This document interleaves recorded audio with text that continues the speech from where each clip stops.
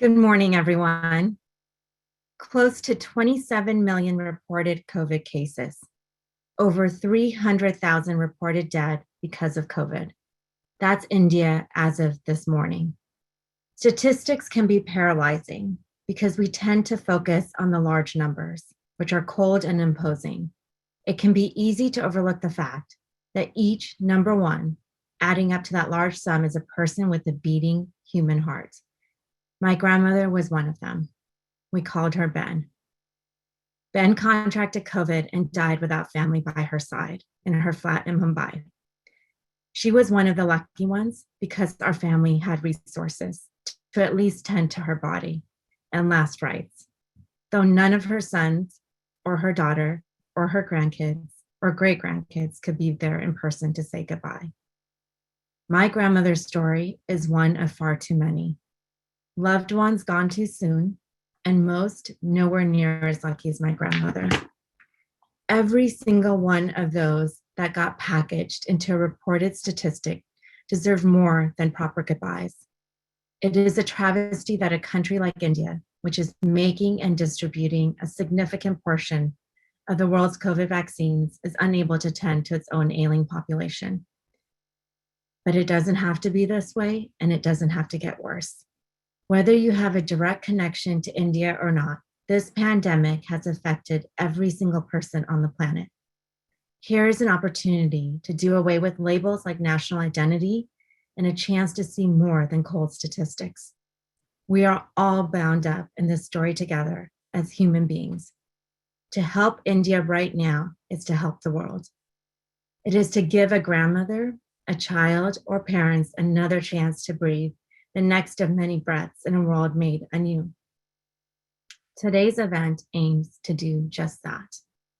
With the guidance of the incredible leaders you're about to hear speak and the support of all of you, we can turn the tide. The stakes couldn't be higher. Let's seize the opportunity now. To begin, I invite each of you to join me in 1 minute moment of reflection for the thousands of lives lost in India amidst this crisis.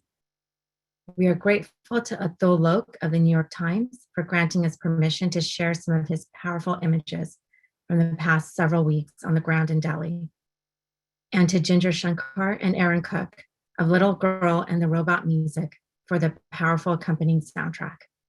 Thank you.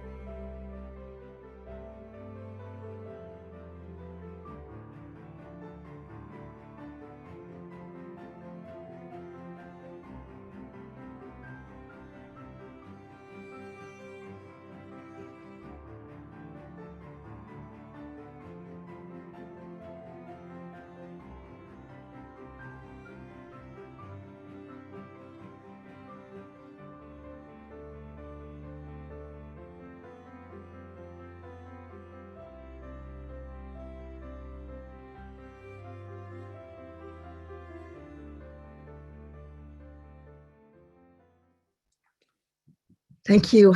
Thank you, Megha. Thank you, Atul, Ginger, and Aaron. Catastrophes affect people. Whether it's a war, a famine, or a pandemic, as we're saying, they impact us as human beings, both those of us who watch from afar, like today, or others like the journalists around the world, like Jeff Gettleman, who record and relay the news to us. My son Dan met Jeff back in 1990 when they were both 19 years old and part of a group of teens who were bringing aid to a refugee camp in Malawi. Hearts wide open, they were thrilled when their efforts resulted in the construction of 2 wells that supplied 14,000 people with much needed water. We hear that journalists have to shut down their hearts to do their jobs. The pain would be too much.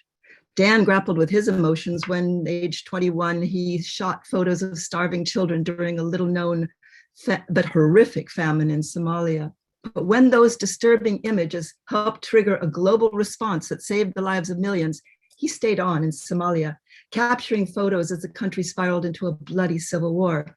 He hoped that he could again touch the hearts of people around the world and inspire them to act. Sadly, Dan, then age 22, and 3 colleagues were killed while covering that tragic story. We live in a fragmented world with leaders who seem powerless to inspire us. We have no Gandhi, no Churchill, nor Martin Luther King to show us the way home. We're sorely in need of inspiration. I believe that it's up to storytellers, journalists like Jeff Gettleman, to do just that. Through their reports, told with objectivity, of course, but also with empathy and compassion, they can energize, enthuse, and connect us, sparking and inspiring our desire to help. These stories are what we call restorative narratives. Today, I would ask you to reconnect your heads and your hearts as you listen to Jeff share how he and his colleagues uncovered the catastrophe in India. And then I would ask you to transcend the catastrophe by transforming the sense of pain, loss, and horror you feel into action. When you hear about organizations on the ground that are helping those most in need, please pull out your credit cards and do all you can to help make things better for them. Now, hang on, folks. This is going to be an incredible journey. Indeed, it will be. Thank you so much, Kathy. And good morning, everyone. My name is Thomas West, and as the executive director of the Peace Studio, I have the pleasure of officially introducing today's special guests. Beginning with Jeffrey. Jeffrey Gettleman is a Pulitzer Prize winning journalist for international reporting and is the New York Times South Asia Bureau Chief based in New Delhi, where he has been powerfully covering the COVID crisis since early April. He studied philosophy at Cornell University before winning a Marshall Scholarship to study at Oxford. He was previously the East Africa Bureau Chief based in Kenya from 2006 to 2017. And he's also the author of Love Africa, a memoir about his experiences in Africa and many other things. Sree Sreenivasan, today's moderator, is the co-founder of Digimentors, a full-service digital agency specializing in TV quality virtual events, video shows, and social and digital consulting. He currently serves as the inaugural Marshall R. Loeb Visiting Professor of Journalism at Stony Brook University School of Journalism in New York, and is also one of the founders of the South Asian Journalists Association, which now has over 1,000 journalists in its network of South Asian origin living in the US and Canada.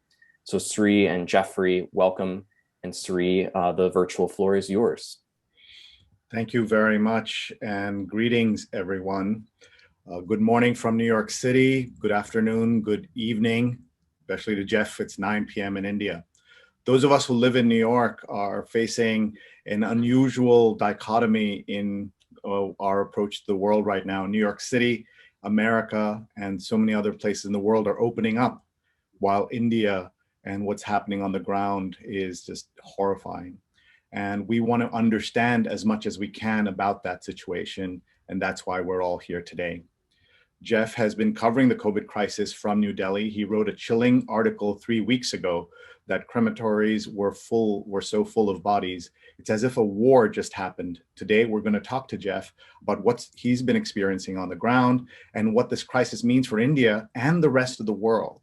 We're also going to weave in a conversation about the role of journalism amidst crises and what telling restorative narratives matter, defined as authentic sharings of negative experiences that highlight the strength and meaningful progression of the individuals through trauma.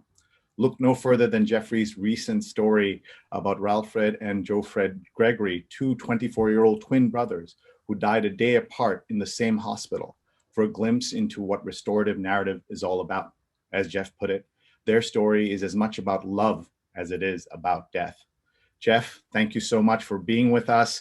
Let's start by asking, how are you and how's your family been coping with everything in Delhi? Well, I really appreciate you guys inviting me, and thank you everybody for joining us.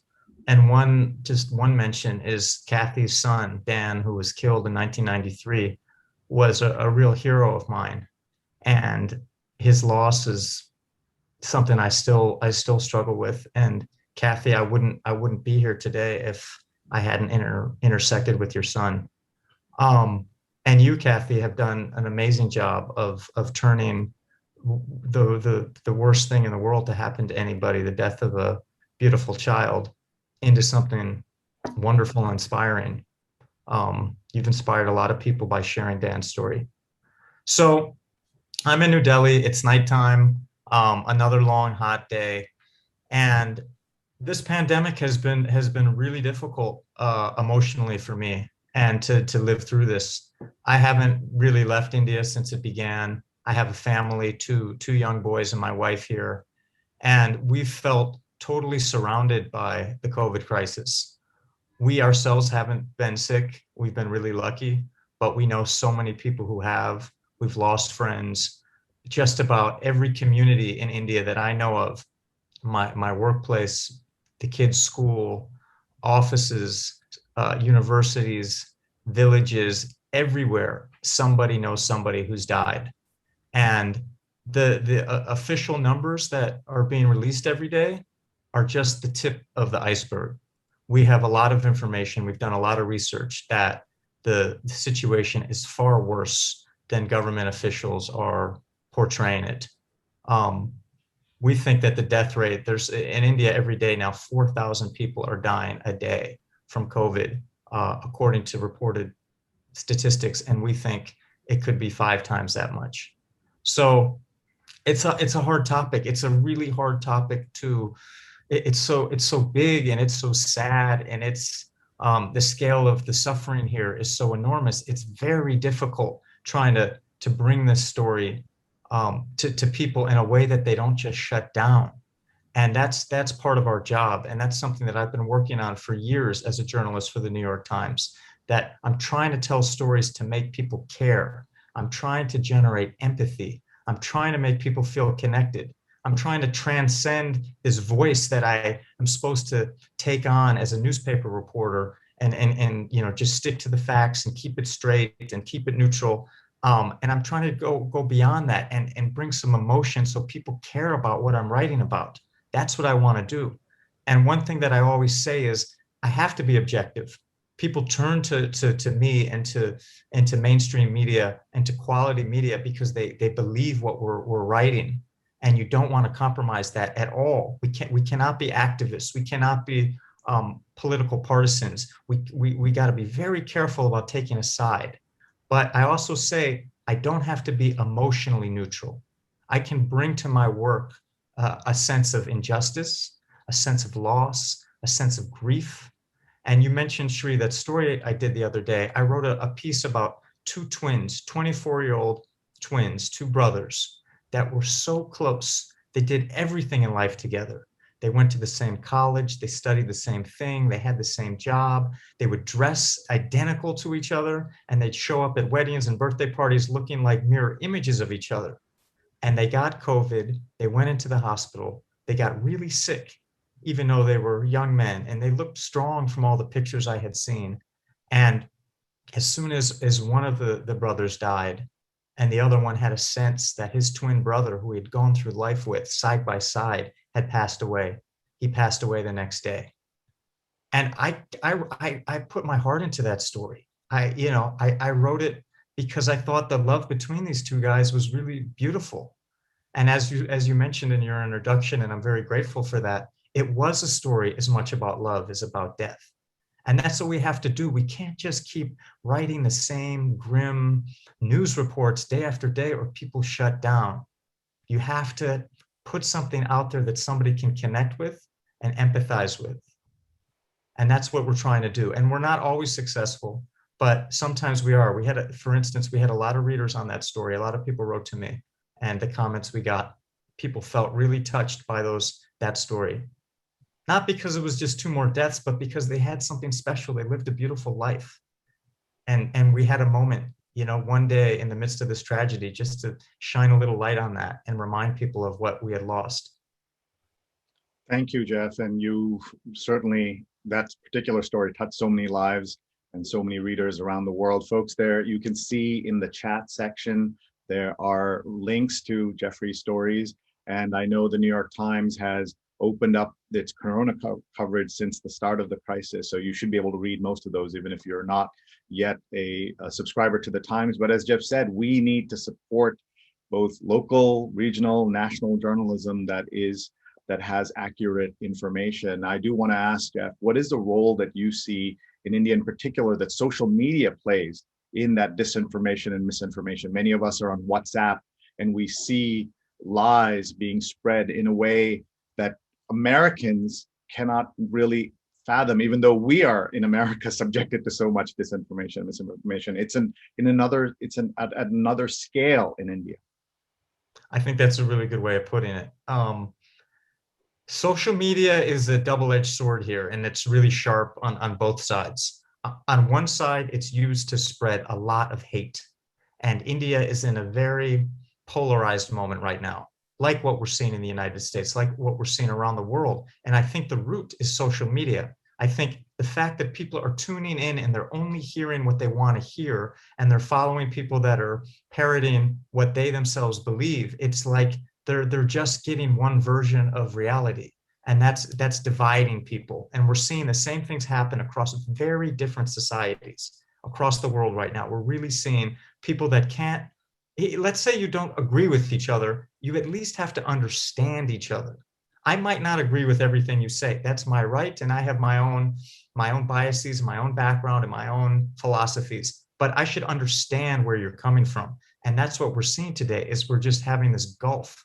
And, you know, in the US, it's probably as wide as anywhere. But in India, it can be very dangerous. WhatsApp has been used to spread rumors about people.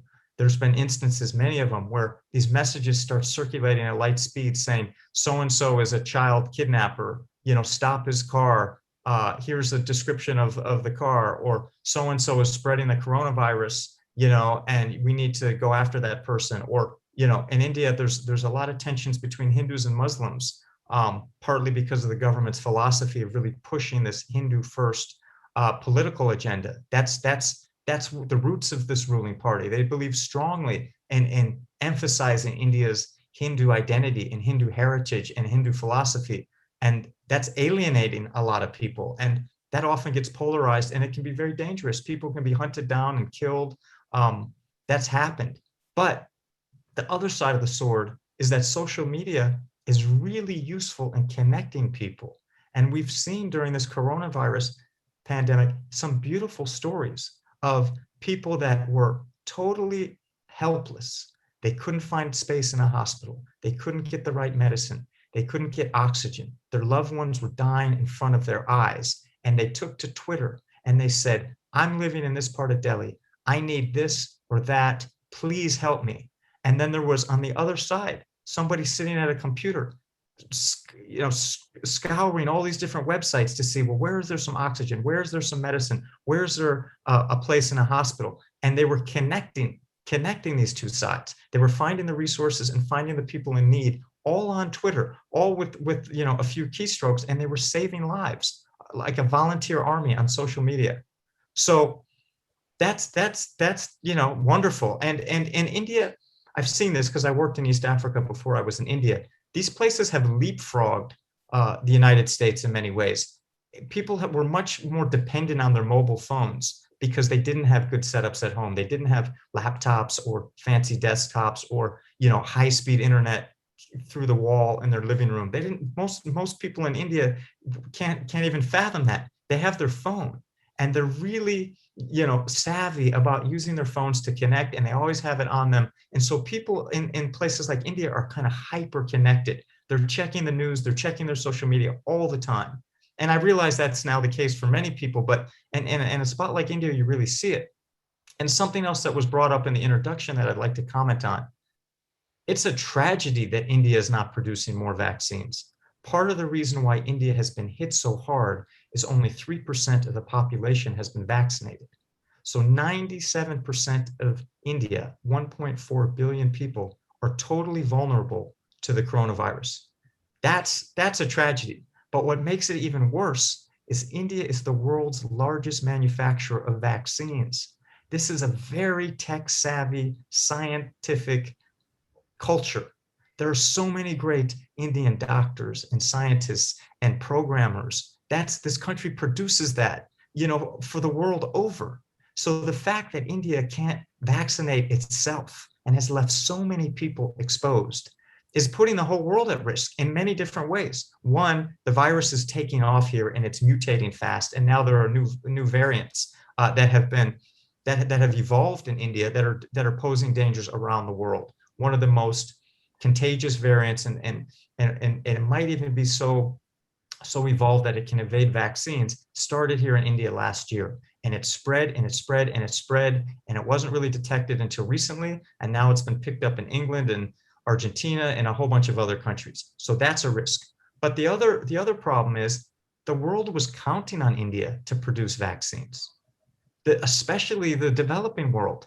African countries, I care a lot about Africa. That's where I started my career. It was because of Kathy Eldon's son that he just lit my imagination on fire about living in Africa and working in Africa and trying to connect with people who were really different than me and telling stories and traveling and experiencing a whole new way of life. That's where I began. Africa needs these vaccines. They can't make, there's very few production facilities for the continent of Africa. They were depending on India.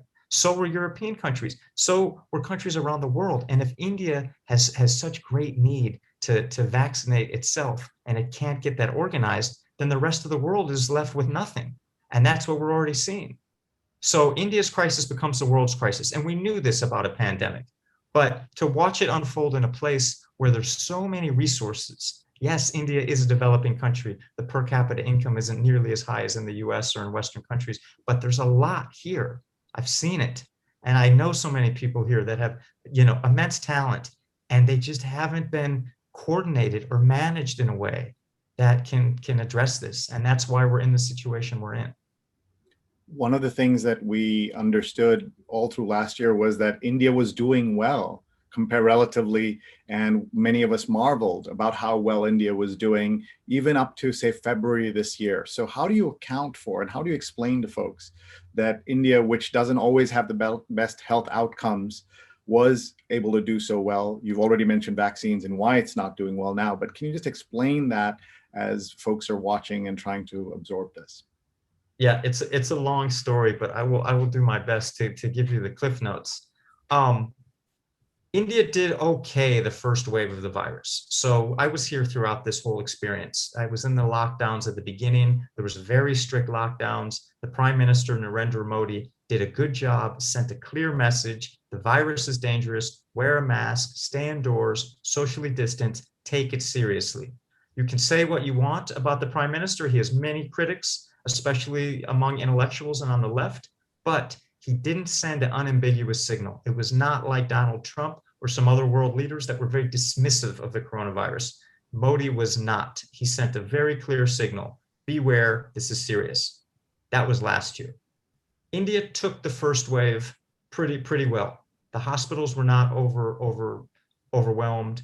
There weren't people dying in the streets. A lot of people got infected, but life went on. The lockdowns lifted. Business went back to normal. People began to kind of come out of their homes and experience life as they had been before the pandemic. The problem was India dropped its guard. And there was a few months this spring where people went back to normal too much. They took off their masks. They began to socialize. They were crowding into markets. The government itself and the ruling party and the Prime Minister were holding these huge political rallies, packing thousands of people together who didn't have masks, highly contagious super spreader events led by the highest officials in the land. That sent this message that the pandemic was over. Modi even declared that in January and February. He and his ministers came out and said, we've beaten the pandemic. India has set an example for the world. Meanwhile, these variants were sort of cruising through society, increasing in prevalence. The second wave was coming towards India. And it's interesting, being an American, people came up to me in this winter, earlier this spring, and they said, I'm seeing what's happening in New York, and it's horrible. Like, I'm really sorry. Are your relatives okay? It looks like horrendous in the US. And it did. And India, in comparison, was so much better off. But They declared victory before this was over, and they hadn't vaccinated the population. So in early April, we started seeing these cases rise, but it went really fast. It was terrifying. It was like 50,000 infections per day, 100,000 infections. A week later, 200,000 infections. The graph of India was steeper than any other country in the entire world has seen. And those are just the reported official numbers. So many people in this country are not getting tested. They're getting sick. They have corona symptoms. They can't breathe very well. They have coughs. Their throats are sore. They're having lung infections. They have coronavirus. They're never tested. They never show up in the medical system. And they die of COVID. They're cremated. And nobody ever counts them as a COVID case. This is happening across this country. So even while we were watching these official numbers skyrocket in April, we knew it was so much worse. And as a journalist, I had my hands tied. Those pictures you saw are amazing. That photographer, Atul, is a good buddy of mine. And I've really pushed, for him and supported him and got him, as much work as we can give him, because he's a beautiful photographer and he's great with people. I've seen him work, and he was out at these cremation sites and in these hospitals and next to people as they were gasping for air. I mean, you guys saw those pictures. I mean, you just get a sense of this, of just the scale and the pain that people are in, the suffering. But for me, I can do my job by phone, and it's not nearly as good. But I can stay in my house. I can call my sources. I can monitor, websites. I can do interviews and find people across this country and speak to them on their phones. And that's basically what I did. I went out a little bit, but I was very careful. Just about every person I knew who left their house got sick. Some really got really sick. And I tried my best to write about this with passion and empathy and understanding and intelligence. But it was hard, because I do better, and we all do better telling stories when you feel them, when you're with the people that you're writing about, when you shake their hand or you hug them, or you're in their environment, you see their homes, you get a feel for their lives. And I've done that. I've crossed the world doing that in some dangerous places and some horrible, miserable circumstances. But that's how you bring these stories to life. And that's made it harder as a storyteller, as a journalist in this pandemic. Just wearing a mask. I hate wearing a mask. Talking to somebody, trying to do an interview where they can only see half my face and my voice is, I mean, it's really hard. But we're just using the tools we have, and we don't want to get sick. We don't want to be a burden to the healthcare system, to our families. I don't want to take myself out of circulation. If I get sick, I'm no use to anybody here. So it was this balance of getting out a little bit, getting a sense of what's happening out there, but really being careful during those highly contagious weeks. Things have gotten a little better in the past couple of weeks, but the month of April and early May, just up until like 2 weeks ago, it was terrifying to be outside. Everybody was getting sick. Thank you, Jeff. Back in December, journalists Ezra Markowitz and Lucia Graves of the Washington Post wrote this headline: "After 2020, we need to talk about how we talk about catastrophe. Narratives of crisis can create feedback loops that make it harder to inspire action." Do you agree with this statement? And when you're covering a crisis like the one in India or a catastrophe, what is your approach? And what do you want to leave the readers with? That's a huge question. I mean, I get hit all the time with, well, all you guys do is bad news. Can't you write a positive story? And I don't like to look at it like that. There's positive in the sad stories, like that story about the two twins who died. They lived a beautiful life. It was two brothers who deeply loved each other and weren't afraid to show that. And their life revolved around that. And their loss emphasized that. So there's love and beauty in a very sad story. We write, what people say is bad news because we want to uncover injustice. We want to find mistakes that were made and shine a light on them so they don't happen again. And that's what people want. If I use the example of an airplane crash, 10,000 planes take off, every day, or 100,000 planes around the world.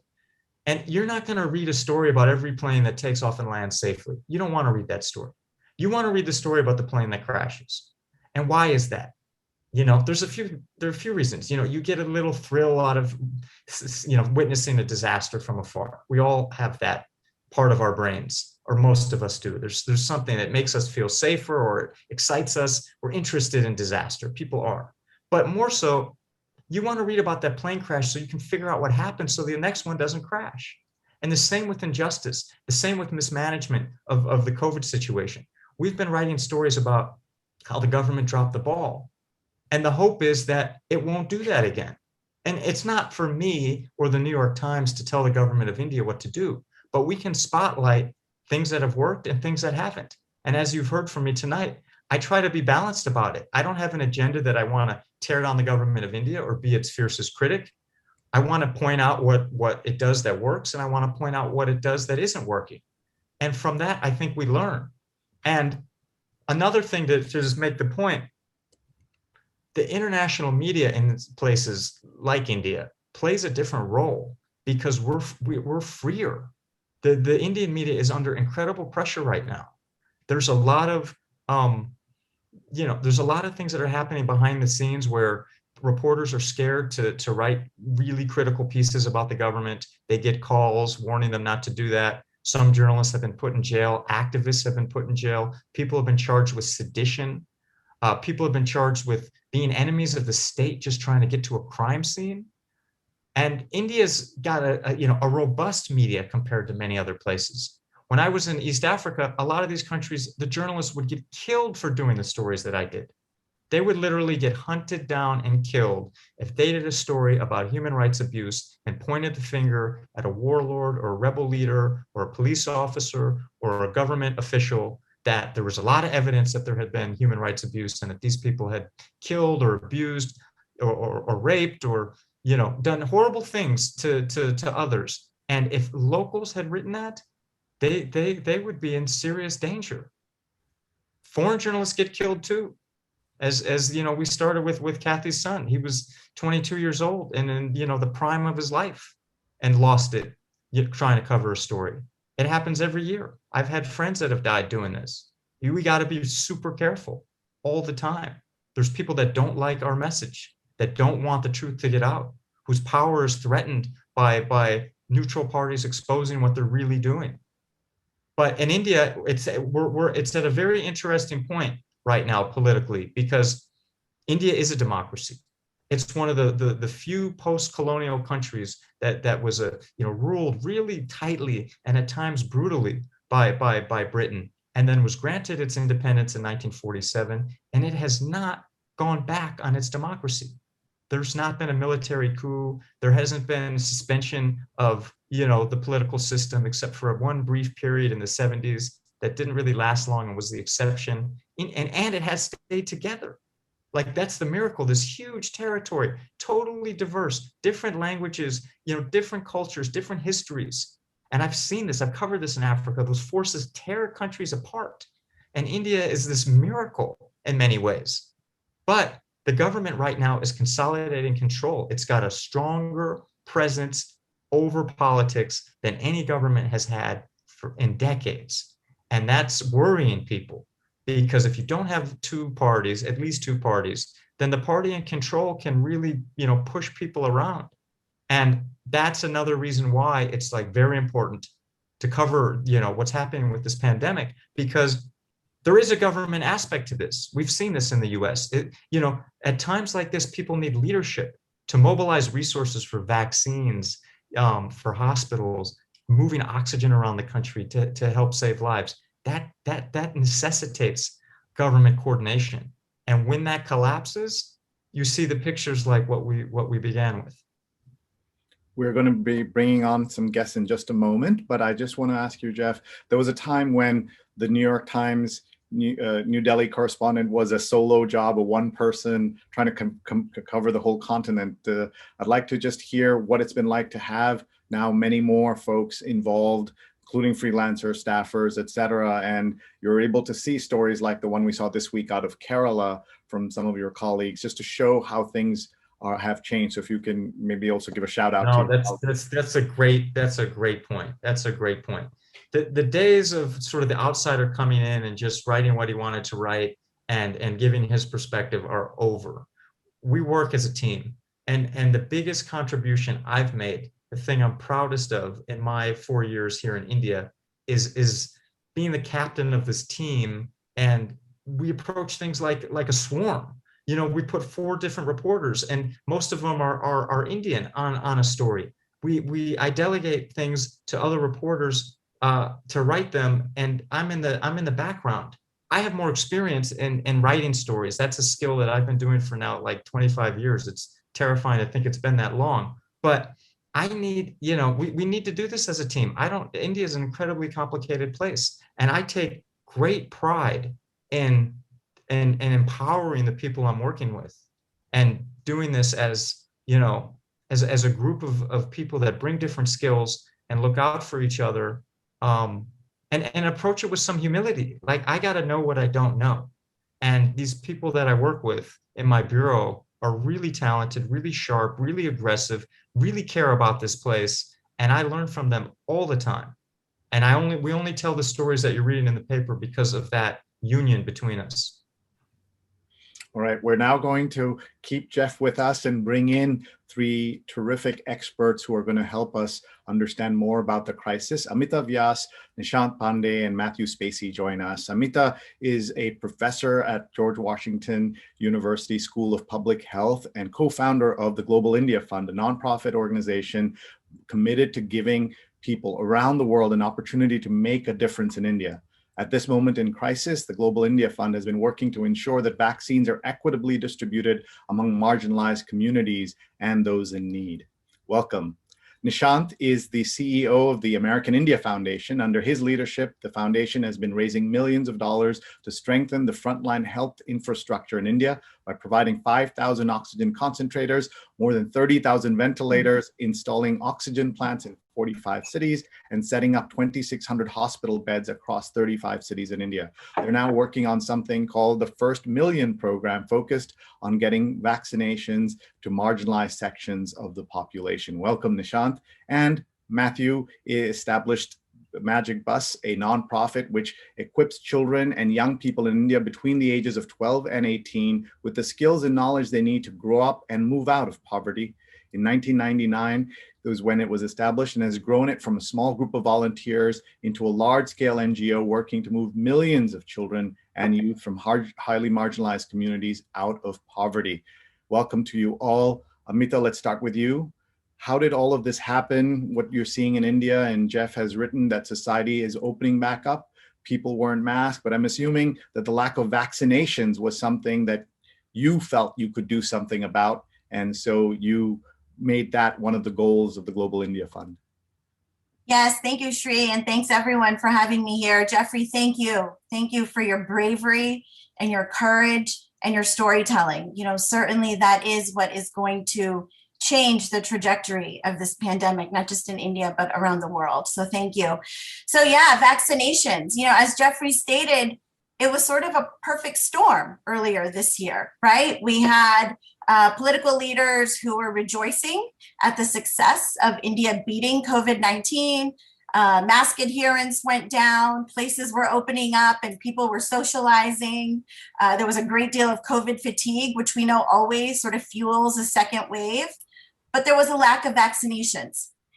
So although India, as Jeffrey noted earlier, is the largest manufacturer of vaccines in the world, you know, India was unable to develop and invest in its own sort of national distribution of vaccines and a campaign around that. India exported over 193 million doses of the vaccine as part of their vaccine diplomacy, which is wonderful in so many ways. I mean, we want to see that, right? No one is safe until we're all safe.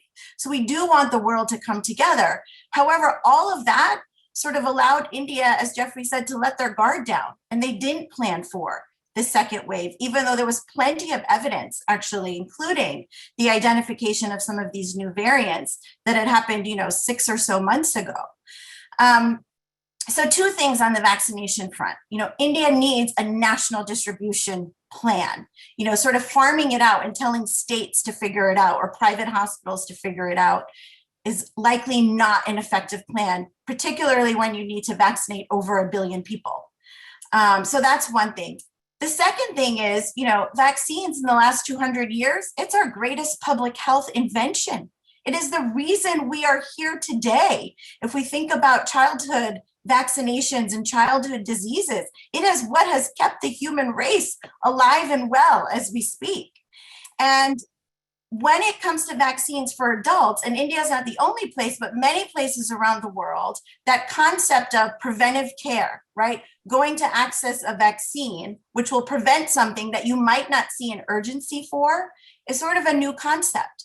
So India also needed to really change the hearts and minds of people to get them to understand why vaccinations will not just protect them, but protect their families and allow them to care for their families, feed their families, to go back to work, and to protect their entire communities.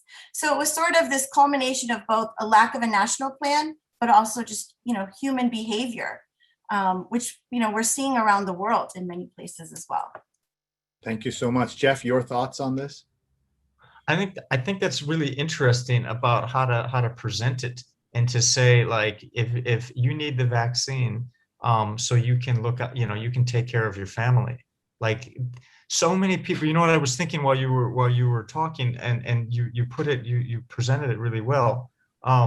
At the beginning of the pandemic in India, during the strict lockdown, you had this massive migration of poor people, working class people, who were fleeing the cities, Delhi, Mumbai, Ahmedabad, Bangalore, all the big cities in India, emptied out of millions of what they call migrant workers, people who had drifted from the villages over the years into these big cities, because that's where the jobs are. And when these lockdowns hit, they couldn't work. So many people can only dream of working from home like we do, and many people on this call do. If you're driving a rickshaw, if you're scavenging the streets for plastic to recycle and making a few pennies a day doing that, if you're working at a restaurant, if you're on a construction site, when there's a lockdown and you're ordered in your house, you're broke. And we saw that desperation. And again, the government didn't really think it through. They had no provisions for how these people were supposed to survive. So your idea of kind of presenting the vaccine as the best way to take care of yourself and your family, that's a great idea. And, I've been in India since the beginning of the pandemic, and I haven't heard that. Thank you. Let's bring Nishant into the conversation. Nishant, as the CEO of the American India Foundation, you've been working tirelessly to supply oxygen concentrators and ventilators, as we've said. Can you tell us about the program and how that's been going, and what are your immediate next things you're looking at? Thank you so much, Sree, and thank you so much, everyone, for having me. I also want to use this opportunity to thank all our donors who have shown tremendous confidence in AIF's ability to execute humanitarian assistance on the ground quickly. We have been trusted with $25 million over the last 4 weeks, and we've already deployed all of that money. So really, we are very, very humbled and grateful for the outpouring of the support. This investment has been made in strengthening the health infrastructure at the last mile in India. Vaccination was always a very important part of our strategy from day one when we launched the COVID relief program. And now that the kind of here and now saving lives, relief work is finding its own rhythm, we are turning our attention to vaccination, which is the only bet, the best bet, the only bet we have against this pandemic. So I think, while we celebrate the kind of near end of this pandemic here in the US, it's important to remember that, this pandemic is not over until it is over in India. Given the reality of the country, the size of the population, and how integrated that population is to the rest of the world, the traffic between India and the rest of the world. And within India, the pandemic is not over until it is over for the working classes, the marginalized, the underprivileged people. So, we all have a stake in what happens in the vaccination drive in India. And, we have a situation in India where you have 600 to 700 million people, all the adult population who need to be vaccinated. And on the other hand, we are talking about vaccine shortages. So we know it's not very difficult to envisage that there will be sections of the population who will get left out. And that's why we are talking about people like persons with disabilities, tribal communities, women in the unorganized sector, daily wage workers, street vendors, and so on. The first million program, the first million campaign that AIF is running is about getting 1 million people from such communities to get vaccinated first. And besides the impact that the vaccination will have on these 1 million people, I think the messaging, the narrative, which is what we've been talking about in this call, is very, very important. That India's vaccination drive has to be equitable, has to be inclusive, and has to prioritize those that often get left behind. And so this campaign is going to have an impact on tens of millions of people, ensuring their health and safety, and making sure that India's vaccination is not only fast, but it's also fair. Nishant and Amita, we're so grateful to both of you for all you're doing with the vaccinations. Jeff, a question to you. There was a time when India was hitting 3 to 4 million doses a day. Now the number has come down dramatically. What is your reporting telling you about where this is headed? I'm really happy you brought that up. Yeah, we've been looking at these numbers, and India was doing a better job vaccinating the population several weeks ago, and we don't really understand what the problem is. There's a gap between how many doses are being administered every day and how many doses are being produced, or I should say the other way around. There's more doses being produced than are being administered, and there are these shortages at these vaccine centers. And people that I work with and people that I know, they can't get appointments to get a vaccine. They want to get a vaccine. This idea of vaccine hesitancy, it is a problem, but it's not the biggest problem. Like I said, the message went out from the top. This was a serious health risk, the coronavirus. You should protect yourself. So there's a lot of people in this country that are desperate to get the vaccine and they can't. I don't know what's going on. Part of it is a governance issue, that there's a central government. There are 28 states. The way they interact and coordinate is very complicated. There are political rivalries. The center is controlled by one political party. If a state is controlled by an opposing political party, they often don't get along. We've seen that happen. But we've seen this in the US too. I mean, this is what I'm telling you is just a variation of what we've seen in many other places. The stakes are higher here because you have this huge population, 1.4 billion people. India is going to pass China as the world's most populous country in a few years. China's population is going down because of the one-child policy, and India's is steadily increasing.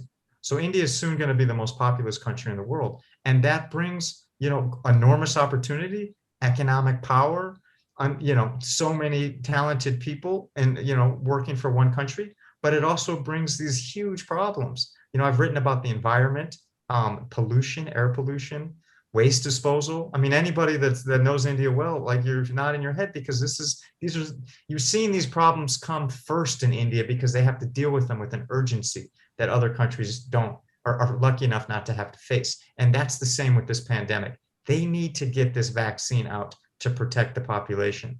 And it's going to take coordination. But also, I really liked your point. As I said, it's going to take a way to present it that just makes people eager to do it. And we're just not seeing that right now. All right, we only have a few minutes left and we will get to some audience questions. So do type in your questions if you have them. Let's bring Matthew in. Can you talk about the Magic Bus COVID-19 recovery program and what it's doing to ensure that families, especially those living in poverty, reverse the terrible trends that we've been seeing with the effects of the virus? Thank you, Sree, and thank you, everyone. I've very sadly, my wife last week was at that funeral pyre in Delhi, burning her mother, sadly, and it's hit all of us extremely hard. Whether it's cut across both the poor and the middle class and the wealthy of India, and I try and search for some good things that have come out of this for us as a family and for the nation. And the one thing I think is happening at the moment is it's starting to change the narrative of India. And I've been working in India for 25 years, and gradually you've seen this projection of a country that is absolutely growing up and maturing in a way. But I think in many ways has masked some of the difficulties we're still facing as a country, but I think the world doesn't really understand. The 700 million people that live below $2 a day, the fact that 5,000 children a day still die in India of malnutrition. And I think, I just coming back to Amita, and the question you asked her very quickly is, why are we seeing this now? And I think this isn't necessarily a political discussion. This is about years of challenges we've had in India, the lack of investment in our medical, we spend double on defense than we do on our health system. And, we still haven't addressed poverty in any meaningful way. It's not getting better in India. And I think this has just blown up that issue, that we are a country that really is part of a global community and does need help, and we should work together. Just to very quickly ask, I don't know, sorry, I've gone off, but I just had to say that based on, my own personal experience of being affected, and my family, we've all had COVID, and I'm seeing the last parts of it. The 4 things we're doing at Magic Bus, we've started to really move away a little bit from the oxygen and the vaccine part. And Richie hasn't been a big focus of our programming, but we're now starting to see the effects of young children not being in school for the last year, and we're just hearing that it's going to be another year of these are hundreds of millions of young people who won't be educated in a system for 2 years. We know 85% of them don't have any digital access. So we're seeing a whole generation of young people who are just lacking having this huge deficit. So we're working very hard on connecting them back into schools, digital access, etc.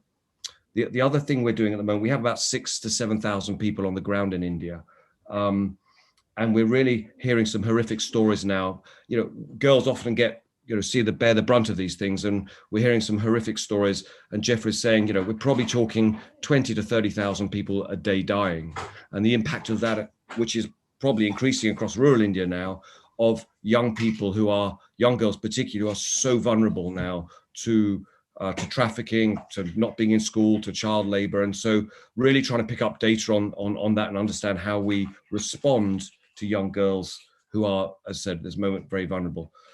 And the last piece is about livelihood, because a lot of the problems we're seeing as well, and you, again, Jeffrey referred to, or Amita, about the migration of labor, is that people in India need to work. And unless we solve that problem as well, the next virus will come along and have exactly the same impact. So we're really working, this year we'll skill about 100,000 people to get it back into jobs, but working very hard with the government. The government has some amazing schemes, which are, but through lack of any robust sort of systems, just simply aren't executed. So a large part of our work is to connect the near million young people that are connected to our program back into some form of system and enable income, that financial security to also be part of their future. So they're the 4 things we do at Magic Bus. And again, I'd say, as Nishant has, the global community has been outstanding. But Jeffrey, it's so critical, as you rightly say. We've got to continue this narrative. It can't stop in 3 months' time because another country, or we have to stop this. We have to enable this narrative to talk about changing the way we live in our planet. Forget India, but this is just going to keep going on. And I think that's potentially the way this might have brought us as a global community together. Thank you, Jeff. Your thoughts? I'm really impressed by the work you're doing. And I've written, one of the better pieces I did last year was about child labor. When you close schools in these poor communities, which the Indian government did, and lots of governments around the developing world did, you put these kids out of school, and the first thing that happens is their parents put them to work. For young girls, the stakes are even higher. The chances of them going back into school plummet. And we've seen increases in child marriage. UNICEF, I've done lots of stories, over the years working closely with UNICEF. I have a lot of respect for them and for the aid organizations that focus on children. And, they had been making steady progress on dealing with these issues, on getting kids out of child labor. India is got like a long history of kids making firecrackers in little workshops and blowing themselves up, or being put to work on the streets, or picking up garbage and, or begging. Like I see it every day in Delhi. There's lots of kids on the street here. And there had been a lot of progress made to get them into school. And for girls, especially, schemes to give bicycles out, to incentivize parents to keep their kids in school. And when you shut the schools down for almost 2 years now, like, you're reversing so much of that. And I mean, as a parent, I don't know how many of you feel the same way, but I feel like kids have been totally screwed over during this pandemic. Is it because they don't have their own voice? That's not, you know, they don't have political representation directly. I don't know what it is, but it's like people forgot what it's like to be a kid. And the future, especially a country like India, this country has got so much, you know, so many huge problems it needs to deal with, and so much promise, and it had been going up. Like the bigger story, I mean, Matthew, what you say about healthcare investment is really true. India has neglected to invest in public healthcare. The amount it spends in public healthcare is lower than poorer countries right next to it. Bangladesh is a poorer country than India. They have spent more money on healthcare per capita, and they have done better in the pandemic than India has. India has the science and the resources and the manufacturing and the technology to do so much. It just hasn't done that. And I just don't see, and I guess the point I was trying to make is India had been steadily growing year after year from when its economy opened up in the mid-90s until this pandemic. Yes, the growth rate slowed a little bit, but it still was expanding the economy, like getting more powerful and more vital to the world every year. And part of that was an investment in the future, an investment in children, an investment in education. And the pandemic has just been like, you know, a screeching brake on all that. And that worries me, because I interviewed these kids. They're not going to go back to school. They got a taste of working life. Their parents are depending on them to make some money. Times are tough. The economy has been hit, and they're just going to be like, you know what? I'm sorry, you got to work. Yeah. It's so sad to hear that, but we certainly want to see how we can help. So I want to ask Amita and Nishant and Matthew to talk about how our audience watching live and watching later can expressly help your organizations in your efforts. So we'll start with Amita, go to Nishant, and then Matthew. Yeah, so thank you. And thank you to everyone who's already been so generous with their time and resources in supporting Global India Fund's work. So over the next several weeks and months to come, years to come likely, Global India Fund is going to focus on two areas. One is equitable vaccine distribution.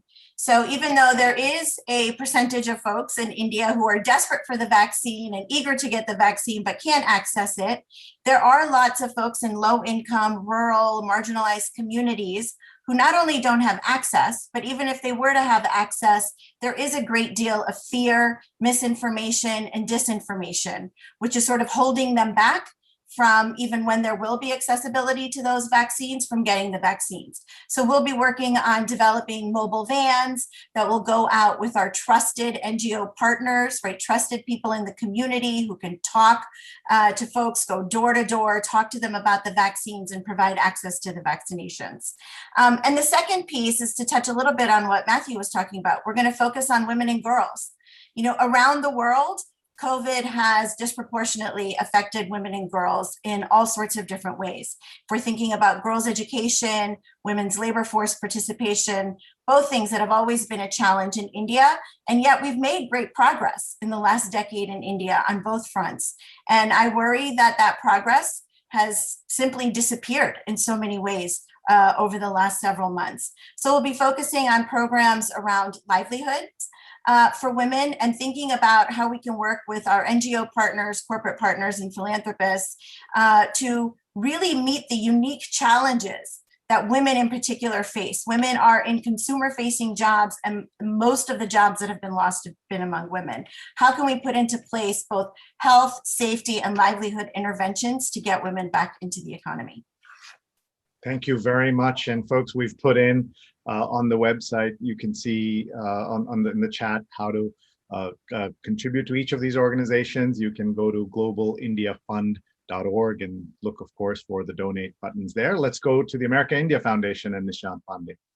Thank you, Sree. You know, there are so many things that we need to work on, not just in terms of addressing COVID as a health crisis, but the impact of COVID on the socioeconomic context within India. So we've already talked about impact on children, impact on adults and girls, impact on youth.